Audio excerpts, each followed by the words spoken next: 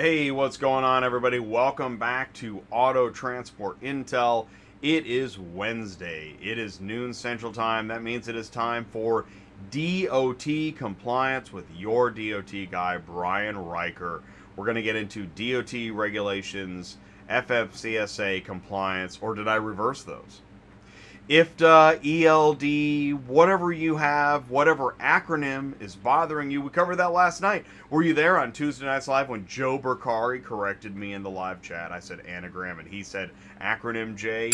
So whatever it is, whatever's bothering you, please do feel free to jump in the live chat. If you missed the show live, put it in the YouTube comments below. We'll make sure that we tap Brian on the shoulder and that he answers your question. Do me a favor, help somebody out. Send a lifeline to a friend. We're going to be live. You can click share. You see it right below the video. Click share, click copy, and you grab that YouTube link. You can text it, email it, share it on social media, send it to a friend. For 30 minutes, we have a DOT expert with us. Now, he has a business, and he's taking the time to share some information and insight with you and me and all. So jump in the live chat. Again, put it in the YouTube video description below.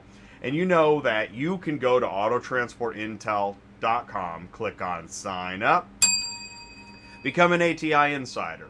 Get a talk with Ty, get some advice, bounce some ideas off. Are you sure you want to get that equipment now? Do you need your MC authority first thing? We grow the network and we want to help you. Get on the email blast, maybe join a shipping roundtable. And yes, and look at that live chat going crazy. We got David of Two Bears. He's getting ready on his hickory stump. That's good, David. Let me know when you get that book deal. That'd be great. And let's go live to Brian. Brian, can you see me and hear me okay? Good afternoon. Yes, I can, Jay. All right. Good afternoon to you. Brian, thanks for taking the time. So, hey, you were mentioning, oh, hey, Chris Chamberlain's here. Hey, ready for another educational show. Last show was great. And how we doing? Thank you, Chris. So you are, where are you right now, Brian? I am in San Antonio, Texas, getting ready for this Thursday, Friday, and Saturday. We're going to have the American Towman TowXpo Texas. It's our first live event since December of 2019. COVID pretty much killed last year. This is a trade show focused on the towing and recovery segment of the industry, but all are welcome. It's free to come down and walk the show floor.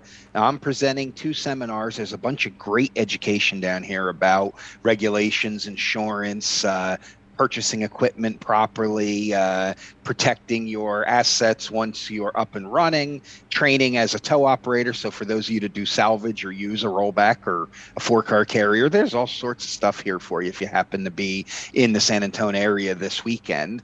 The education does have a fee involved with it. There's forget what it is, but it's a flat fee, less than $200 to take in as many of these classes as you can, with the exception of a couple of the 6 and 8 hour hands-on events. But I'll be presenting on defensive driving for the tow operator, and the principles apply to everybody on Thursday afternoon at 4 p.m. Central, and motor carrier compliance for the towing industry, which is remarkably similar to motor carrier compliance for the hot shot and car haul industry, on Saturday at it's either 10 or 11 in the morning.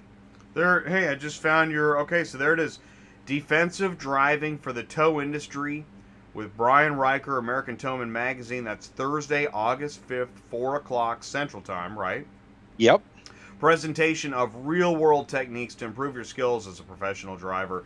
Tow trucks and carriers have unique operational characteristics that will be explained so that you can be prepared to react to any number of challenges on the city streets or major highways. And Brian? This is a class that I will come and present at somebody's fleet if you have enough people to make it cost effective to you. It's an interactive class.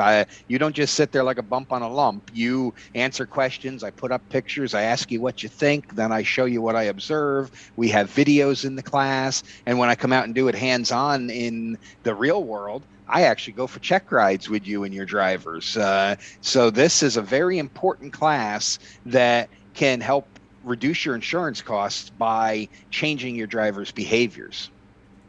This is really great. Let's see. Oh, and here it is too. Yeah, so on Thursday, August 5th. It's on the Expo program, 4 o'clock. So you got 50 minutes, Convention Center, room 6B on the river level. Yeah, Dang. this is right alongside the Riverwalk down here. It's beautiful in San Antonio. We haven't been here in 5 years. We had been up in Dallas, and now we're back down here for the next 5 years. Wow. Yeah, this is awesome. And and so I was mentioning, so Ty is going to be there at the IARA, same hotel, same, maybe different convention center, but at the same hotel along the Riverwalk. Now I'm jealous. I'm gonna be stuck sitting here while he's out live having fun. Too bad they weren't the same weekend, but the other people that are sharing the hotel with us this weekend are the Texas Bar Association. So we've got a bunch of lawyers and a bunch of tow trucks. All we need are the ambulances, and we've got a party. Oh boy, that does sound like fun. You know what's funny? So we're at there, and when we're at conventions, we'll be in an elevator, and Ty's like, "Where are you from? Where are you from?" Love to see that happen. You got all these lawyers. Hey, where are you from? Where are you from? Yeah, Ty's not afraid to talk to anybody and shove a camera in their face. And so then I'm like, I'm his backup. I'm like, he asks everybody, and then that then he missed his calling as a investigative reporter. Well, actually, we're lucky to have him here at Auto Transport Intel. We're lucky to have you too. So let's do this. Let's get down to business. Yeah, let's get on down to business. Again, jump in the live chat. If you've got something that you want to ask Brian, it could be anything. It could be about brokering, dispatching, carriers, posting loads. It could be payment. It could be DOT, whatever it is. Feel free to post it. Doesn't mean you'll get the answer you want, but it does mean that you can feel free to ask a question. Let's go ahead and, as we kick it off, we like to say that we bet you can't stump Brian. And so go ahead, try to stump Brian in the live chat or in the comments below. So let's do some how we doing. Now, it just so happens, oh, here we go. Boy, I'm so prepared here. Jump in the live chat and help me out. Oh, hey, Devin's here. Victory Lap Transport. Hey, hello to everyone. What a great day. Good to see you, Devin. Thank you for saying hello in the live chat.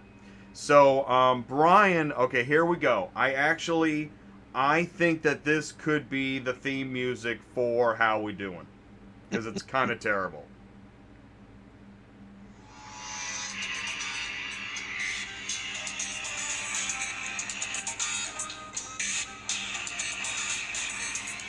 Okay, perfect. So now that we got that out of the way, right? It's just the most ridiculous theme because it matches the what's happening here. We got John sent me a few, and we're calling this the Christmas bow driver.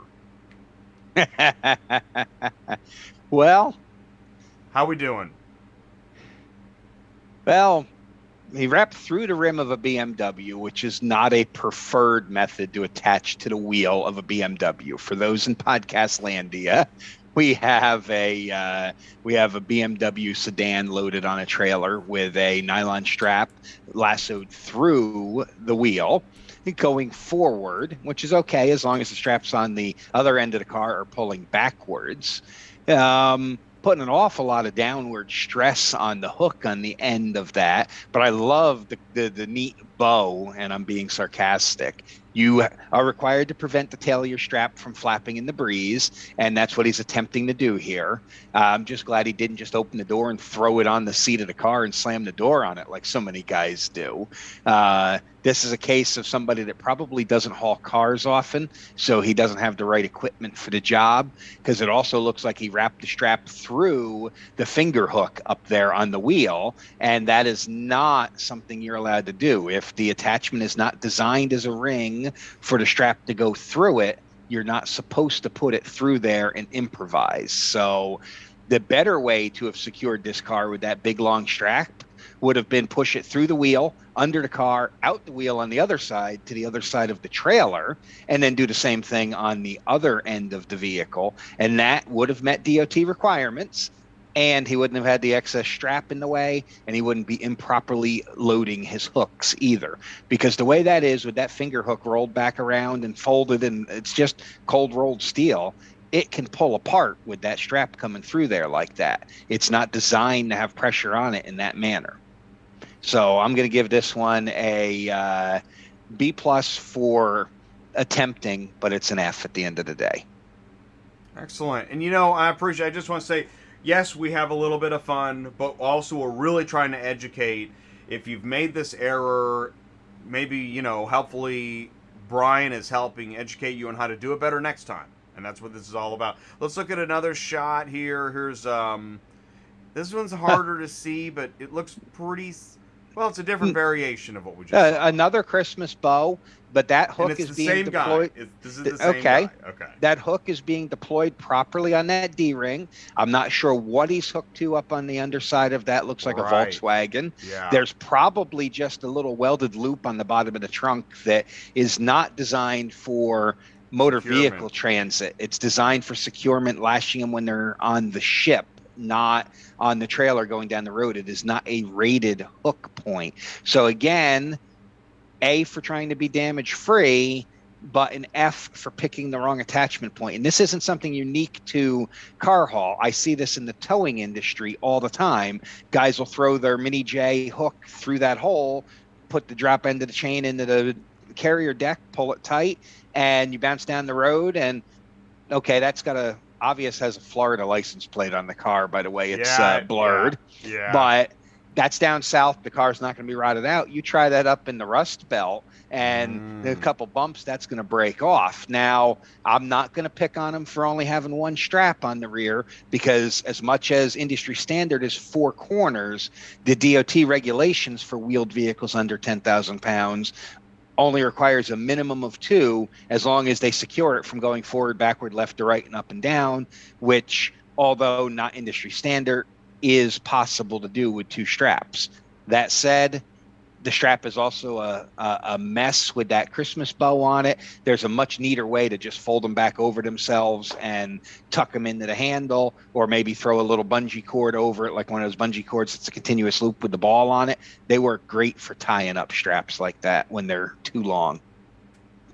We got a few more shots here. Same. Okay, all right. That's just a different angle of the same shot. Let's go to picture 4, and this is a different angle of our first shot. But as we can see, what do we not see? What are we missing? On the trailer, I don't see any front of vehicle securement. I didn't see a license plate on the trailer, and I don't see numbers on the truck anywhere.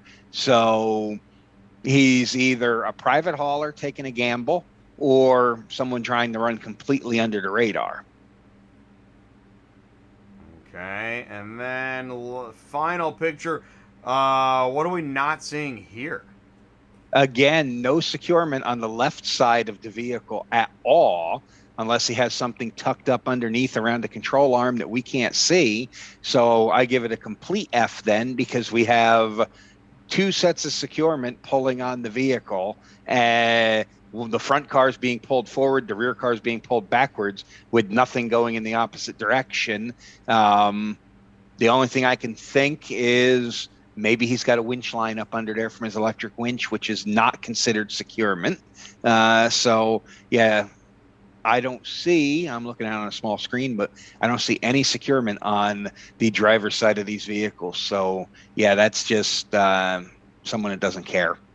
So we've got... so basically, all right, so we've got 2 cars with 1 point of securement per car, and we're not even sure, it's not properly secured. So what are the chances of being in the next flip of the week? Chances are pretty high of being the next crash of the week, at least. He's got a low center of gravity, but there's a good chance in a panic stop, one of those vehicles is moving off of that trailer. All right, let's go to the next one. I'll go ahead and hit the buzzer on that. How we doing? I got this sent to me yesterday. Comment is not good. Infrastructure deal could pave way for 18-year-old truck drivers. Not good as an opinion. What's your take on this? Well, we all are entitled to our opinion. We really are. What this is at the heart is the Senate infrastructure bill includes language that directs FMCSA to create a pilot program, graduated licensing procedure, almost like an apprenticeship program for 18 to 20-year-olds to allow them to engage in interstate commerce. And well, I understand a lot of people's thoughts because a lot of young people today are a little reckless or not quite mature. My gut feeling, and this comes from somebody that has a skewed opinion because I've held a Class A commercial driver's license or equivalent since I've been 18 years old. And I was operating a school bus at 18 years old where I was allowed to drive from Pennsylvania into New York, New Jersey. I went to New York City, Philadelphia, Pittsburgh, Baltimore at 18 years old driving a 72 passenger school bus, but I couldn't on the weekend drive my part-time job tow truck, which was a little 1-ton Chevy Riker, and cross the river into New Jersey legally because that wasn't an exempt group for the rules. Anyhow, I'm getting off track. With the proper training, proper supervision and management, the 18 to 20-year-old with the right mindset can be effective in interstate trucking. Should there be some limitations? Should they not be allowed to run haphazard across the country, all 48 states? Probably. But where this will help are the areas that are a tri-state area where you have state borders close, or folks that are going to work for a company like UPS or FedEx where they got to be 21 just to stay in town. That said, there is no companion bill on the House side, so we still don't know if it has a chance of going anywhere. We know that, so for a good example of an article, leaders recognize driver retention problem, let's fix it now. It's an ongoing problem. Do want to point out a couple arguments made in this article. One of the simplest fixes would be repealing the Fair Labor Standards Act overtime exemption for motor carriers so that drivers earn equitable wages for their time on the job. And also the comment, we're pleased that U.S. DOT leaders sound like they want to address driver retention, but it's going to take more than words to convince drivers that things will get better. What's some of your take on this kind of language? This is the heart of the problem. It is not a driver shortage, as everybody says. It's a driver retention problem. Drivers don't want to stay in the industry because a lot of folks have bought into the falsity that the only way you're going to get a truck driving job is to, quote, pay your dues and take an over-the-road driving job, let one of these mega carriers help you obtain your CDL. And for most, that quality of life is non-existent. The job sucks. That said, some people would be happier to stay if they had a fair pay package, because when we look at the different segments of the industry, less than truckload and package delivery, they have annual turnover somewhere in the 8 to 10% range, which is excellent. That's basically just people retiring and aging out of the job. When you look at the irregular route over the road truckload segment, their turnover is upwards of 100% a year. And where this becomes a safety problem, and therefore a problem for Federal Motor Carrier Safety Administration, is new drivers in a constant state of turmoil, jumping from company to company, truck to truck. They are distracted, they are fatigued, they're unsure, maybe they're in a new area, so it's a safety issue. Paying them effectively, compensating them fairly for all the time they work, that might help them stay put where they are. It really will. I don't know if hourly is the answer or if repealing the overtime prohibition is, since most truckers are paid piecework in the United States, but we could repeal the overtime exemption. We could change how minimum wage exemptions are for truck drivers and see where it goes. It is a positive sign that USDOT is at least addressing the issue. Their solution we may not like, but it's at least a step in the right direction. So let's take a look at, we were talking about, all right, so in the Senate, the status of where we are with the bill, this article is talking about, this is from Overdrive. So AEB and under 21 is in, insurance hike, parking funding is out. Brian, can you please clarify? Sure. Again, this is the Senate's version of the infrastructure bill. They don't have a standalone highway bill yet. In the Senate side, they have decided to include language to mandate automatic emergency braking systems on all new class, I think it's 6, 7, and 8, I could be wrong, but all new heavy trucks. So if this becomes law of the land somewhere in 2023, 2024, all of your heavy commercial vehicles will have to have automatic emergency braking. I have mixed feelings on that. I don't think the technology is mature enough yet, but it is what it is. They also have included language to start that under 21-year-old driver apprenticeship program. We just spoke about that. The best news for the industry is the $2 to $5 million insurance minimum increase is out. There is no language for that.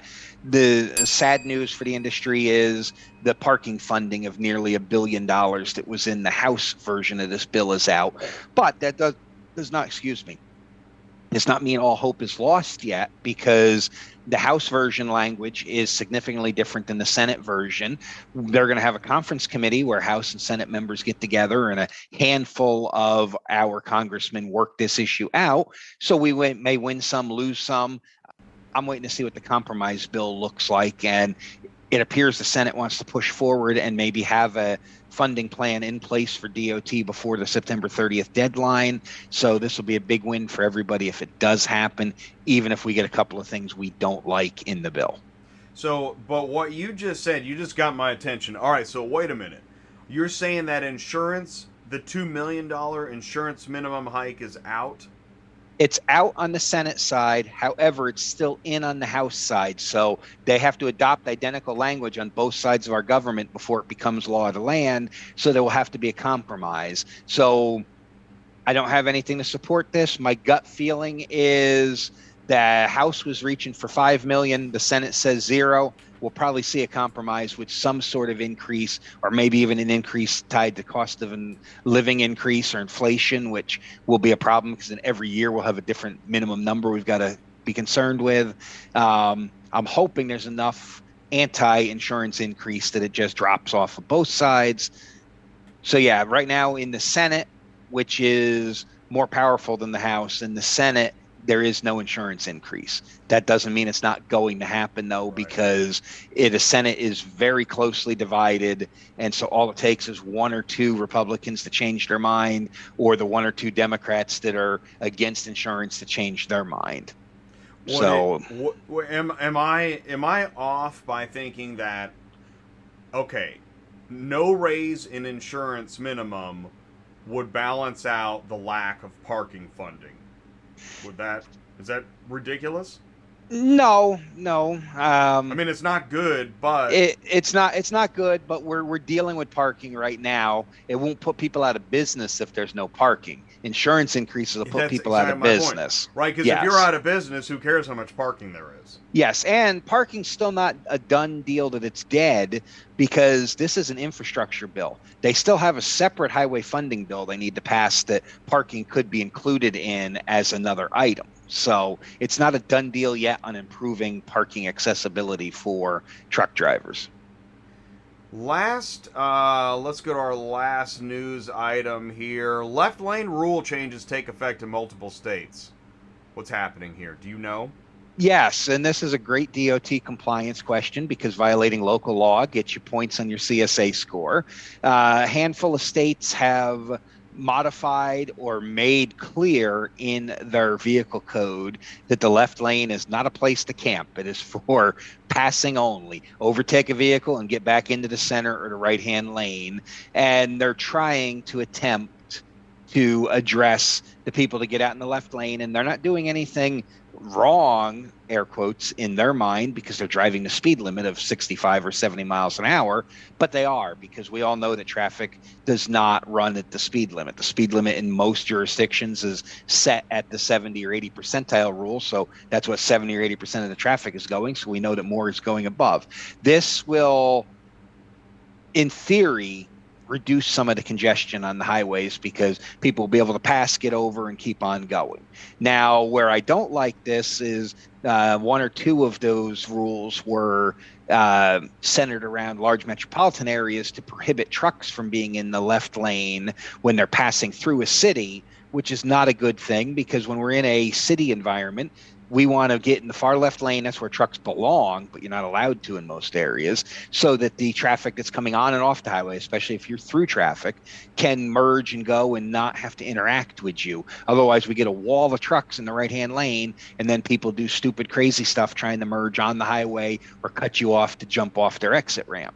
Traffic engineers have this backwards with prohibiting trucks from being in the extreme left lane in metropolitan areas.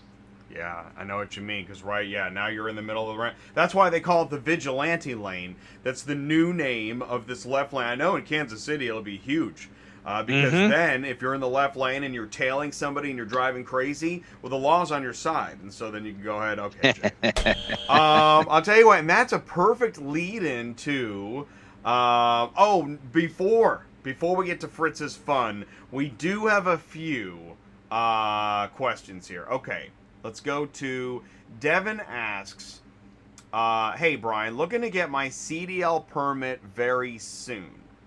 What is the time limit on your CDL permit once you obtain one? They are 6-month permits. Most states will allow you to renew them for an additional 6 months. There is a federal mandatory 14-day waiting period from when you have passed your knowledge test and obtained your commercial learner's permit before you can take the skills test to have your license issued. So the quickest you can do it is 15 days from when you have passed your written test and issued the permit. Permits are valid in most states for 6 months with a renewal period for another 6, and then you have to start all over if you have not completed all segments of the testing by then. Thank you, Brian. Fritz asks, when on PC mode in a hotshot setup, do I have to do a pre and post inspection? When you're on personal conveyance, it's still a commercial vehicle, so you still need to be satisfied with the condition of the vehicle you're driving, but you do not need to go on duty and log it. You just need to be satisfied with the condition of the vehicle that you're driving is safe. I would make a remark or an annotation that you did a safety check of the vehicle. CYA. They were going to call the ELD the CYA, but it was already taken.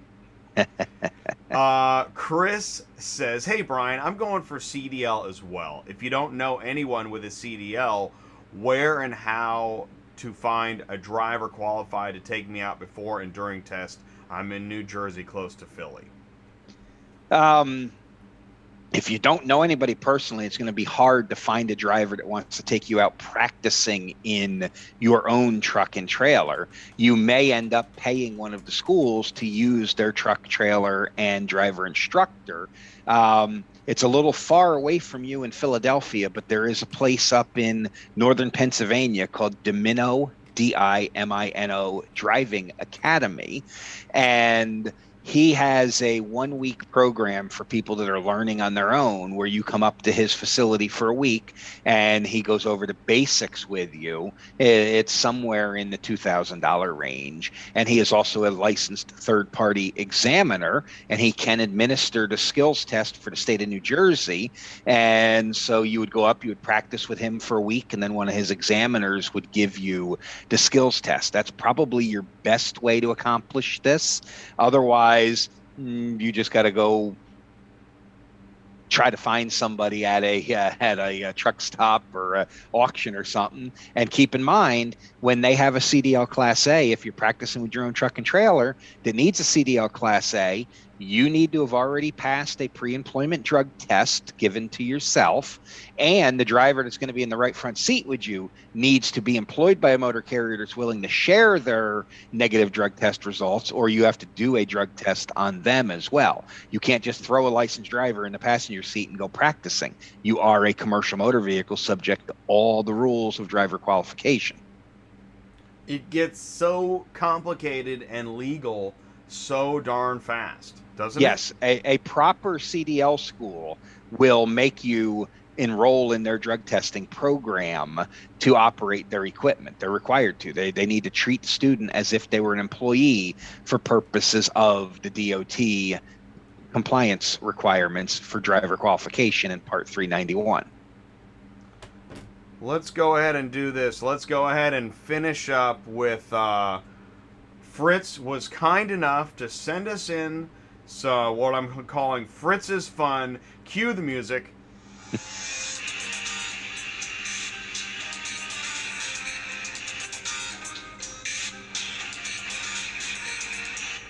All right, so we got a few photos here. We don't know, we don't know from when or from how. We just know it sure fits the "How We Doing" theme. This is great.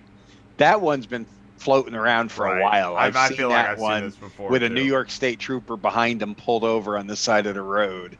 Great stuff. That's a scrap hauler at its finest. That is. I just want to know. I'm impressed that they got the car in there.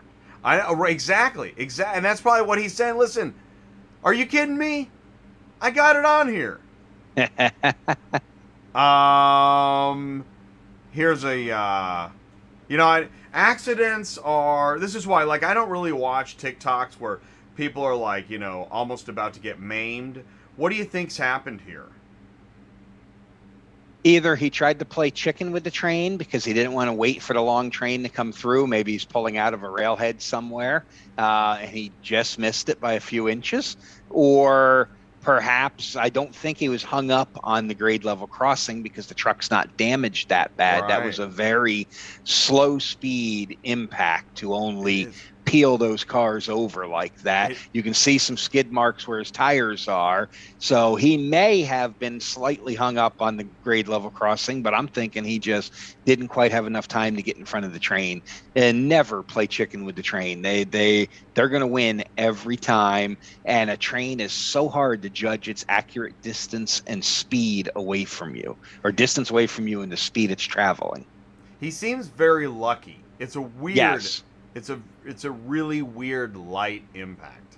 Yes. Perhaps even he was past the track and thought he had stopped far enough past the track. Right.